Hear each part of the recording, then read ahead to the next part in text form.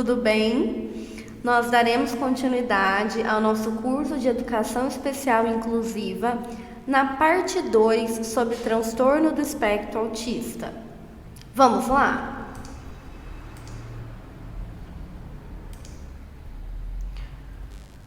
Nós vamos falar sobre um transtorno que é muito comum de estar aliado ao transtorno do espectro autista. Pessoas com TEA podem apresentar transtorno de processamento sensorial. Segundo estudos, 70 a 80% de pessoas autistas apresentam anormalidades sensoriais, como dificuldades para lidar com estímulos, podendo ocorrer até mesmo uma sobrecarga dos sentidos, gerando um desligamento dos sistemas, que resulta muitas vezes em crises, em dificuldades que essas pessoas podem apresentar para lidar com esses excessos de estímulos sensoriais. Até mesmo por isso, ambientes muito barulhentos, com muitos elementos visuais, sons, podem causar um desconforto em pessoas autistas, principalmente as que apresentam uma hipersensibilidade sensorial. Pessoas autistas acometidas pelo transtorno de processamento sensorial, elas percebem e interagem com os estímulos do mundo de uma forma diferente, podendo ser essa percepção mais intensa, que é o caso da hipersensibilidade, ou quase inexistente, que é a hipossensibilidade. Em caso de crianças com transtorno do espectro autista que sofrem de hipersensibilidade sensorial, é comum que elas se sintam muito incomodadas com sons muito altos, excesso de elementos visuais e também que apresentem resistência ao consumo de determinados elementos, o que nós chamamos de uma seletividade alimentar, uma restrição alimentar, pela uma dificuldade de lidar com sensações de gostos diferentes, texturas diferentes, cheiros diferentes. É algo bastante comum em crianças com autismo apresentarem essa dificuldade, crianças autistas que apresentam a hipersensibilidade sensorial, elas possuem maior dificuldade para estar em determinados ambientes que sejam muito barulhentos e que possam gerar essa sobrecarga de sentidos.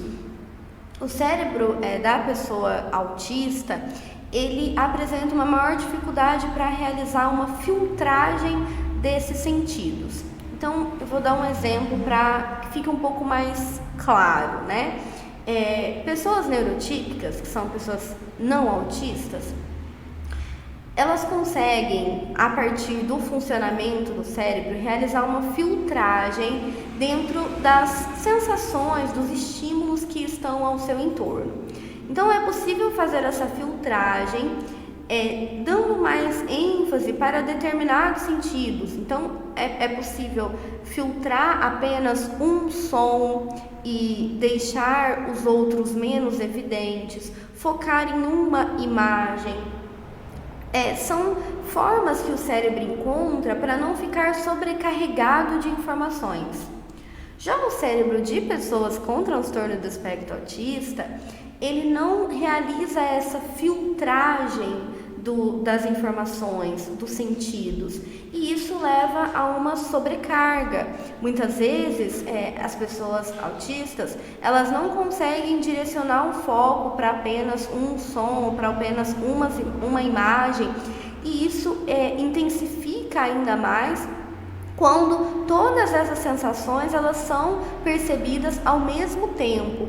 E o cérebro ele pode chegar em um extremo, até mesmo de um desligamento, quando a pessoa autista ela simplesmente se desliga momentaneamente daqueles estímulos, ou o oposto, que é quando leva a uma crise causada por essa sobrecarga e a pessoa autista ela vai apresentar dificuldade para lidar com aquela sensação E essa crise, ela pode resultar, inclusive, em situações de agressividade, pela dificuldade em realizar essa filtragem de excessos de estímulos sensoriais.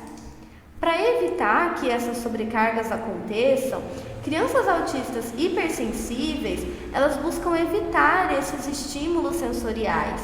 Como eu acabei de dizer, em alguns casos podem apresentar até mesmo agressividade para tentar amenizar a influência desses sentidos. Já as crianças autistas que são hipossensíveis, ou seja, que essa sensibilidade ela é muito menor, elas podem buscar incessantemente por esses estímulos, porque o cérebro ele sente falta dessas sensações. O transtorno de processamento sensorial em pessoas autistas, ele pode ser identificado como uma das causas para os comportamentos repetitivos, que são denominados até mesmo de uma forma mais usual de estereotipias. Essas atividades repetitivas que requerem uma atenção sustentada, elas vão ser uma forma de evitar a entrada excessiva desses estímulos e podem trazer um alívio e uma calma perante o estresse sensorial.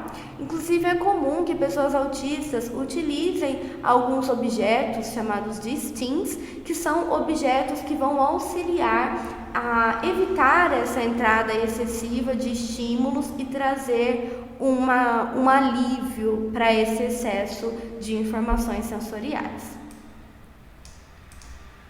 A inclusão de crianças autistas no ensino regular.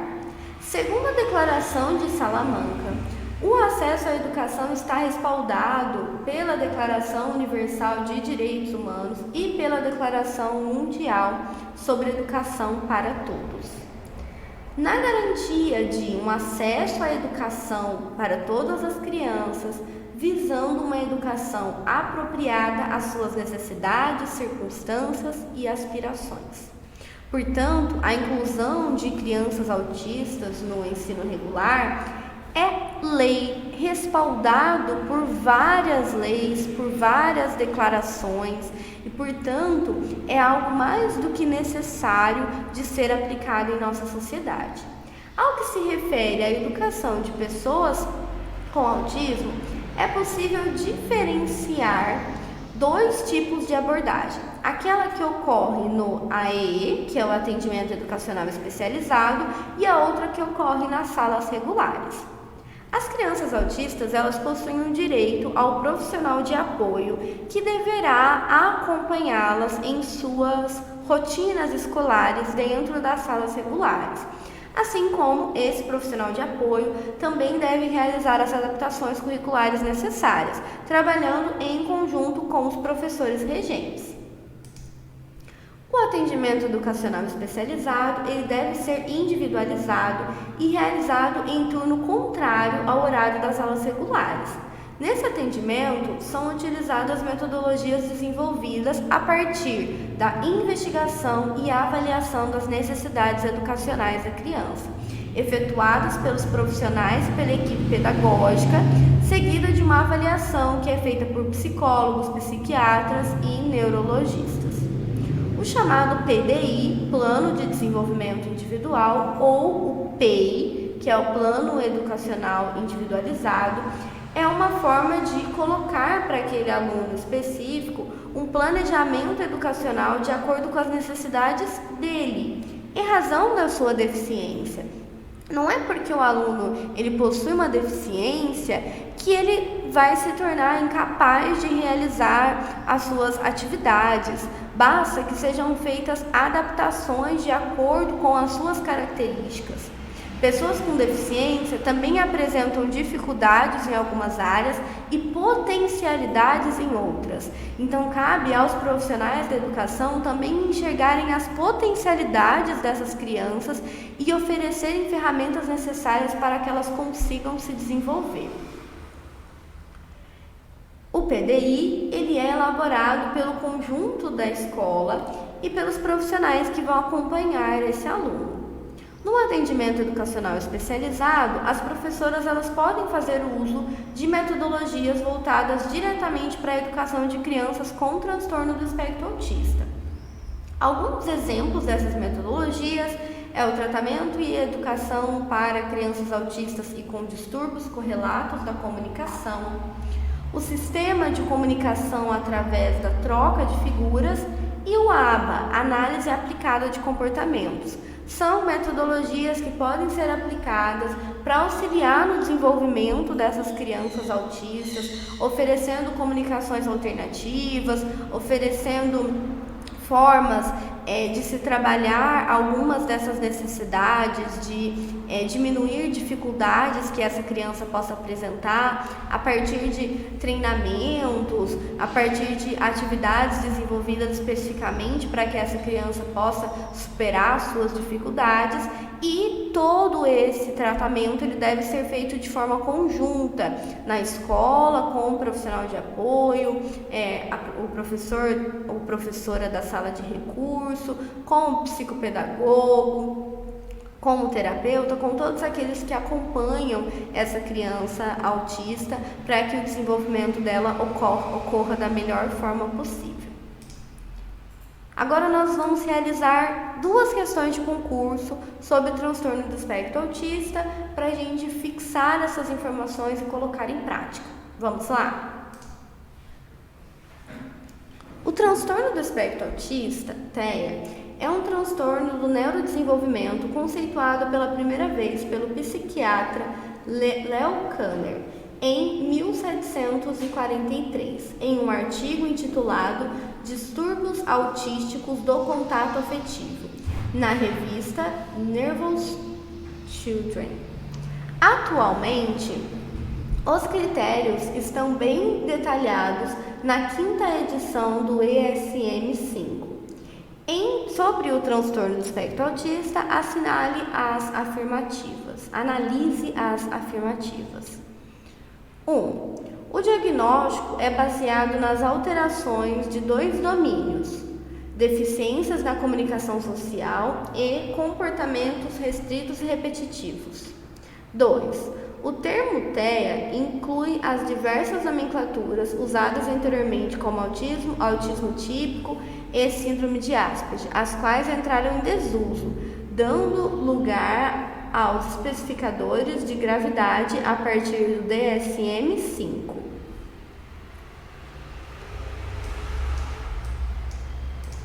3.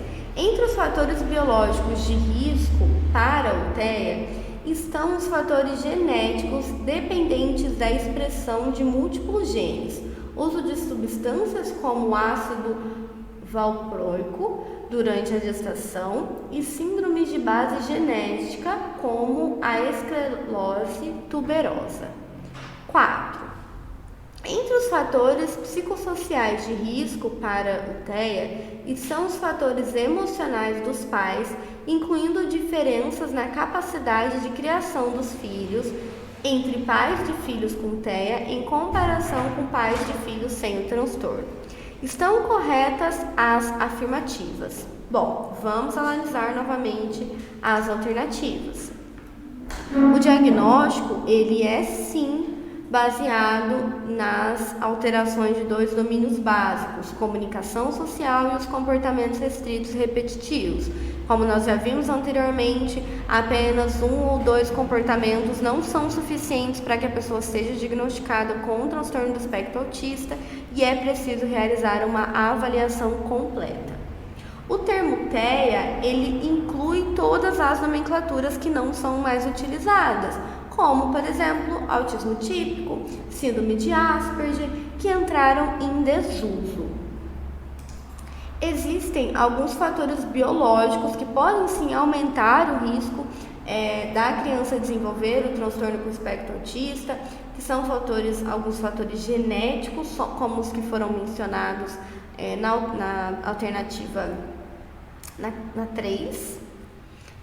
Mas a 4, ela está incorreta, porque ela relaciona o transtorno do espectro autista à dificuldade de criação dos pais. E na realidade não existe nenhuma relação entre a forma dos pais de lidarem ou de criarem os filhos, como esses filhos apresentarem ou não o transtorno do espectro autista. Essa, inclusive, é uma visão que deve ser abolida na sociedade, porque em períodos anteriores as mães elas eram culpadas quando os filhos apresentavam características e eram diagnosticados com transtorno do espectro autista, como se isso tivesse ocorrido pela falta de afeto ou de proximidade da mãe com os filhos. Essa não é uma realidade. O transtorno do espectro autista não é uma doença, não precisa de tratamento para curar, pelo contrário, é necessário que se apresente condições e tratamentos para o desenvolvimento dessa pessoa, mas não para uma cura, porque ela não precisa ser curada.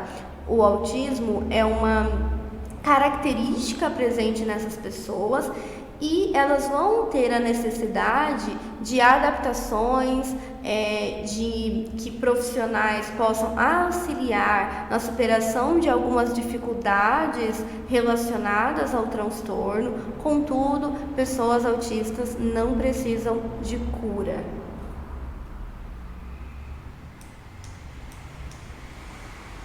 Portanto, as alternativas corretas é a 1, 2 e 3, que é a letra B. Próxima questão. Considerando as características essenciais do transtorno do espectro autista, assinale a alternativa incorreta. A. Manifestações do transtorno variam muito pouco dependendo da gravidade da condição autista, do nível de desenvolvimento e da idade cronológica. B. Prejuízo persistente na comunicação social recíproca e na interação social são características essenciais. C. Padrões restritos e repetitivos de comportamentos, interesses ou atividades são características essenciais. D. Os sintomas estão presentes desde o início da infância e limitam ou prejudicam o funcionamento diário. E E. O estágio em que o prejuízo funcional fica evidente varia de acordo com características do indivíduo e seu ambiente. A alternativa incorreta é a alternativa A, que diz que há uma pouca variação da condição da pessoa com transtorno do espectro autista. E na realidade existe uma variedade muito grande com relação a essas condições, ao comprometimento das funções básicas que a pessoa com transtorno do espectro autista vai apresentar. Portanto, não se pode dizer que há pouca variação ou que todas as pessoas autistas sejam iguais e apresentem as mesmas características. Elas se enquadram dentro do espectro, podem apresentar características em comum, porém existe uma individualidade e especificações muito grandes dentro das características de cada uma delas. Terminamos essa aula de aprofundamento do tema transtorno do espectro autista. Espero que vocês tenham conseguido compreender as informações. Caso seja necessário, podem voltar aos slides e eu conto com a continuidade de vocês nas nossas aulas. Nós ainda iremos abordar muitos outros temas dentro de educação especial e inclusiva, outras deficiências, outras abordagens metodológicas de acordo com as necessidades de cada aluno que apresenta uma deficiência e que vai ser incluído dentro do ambiente escolar. Então eu espero vocês nas nossas próximas aulas e até mais!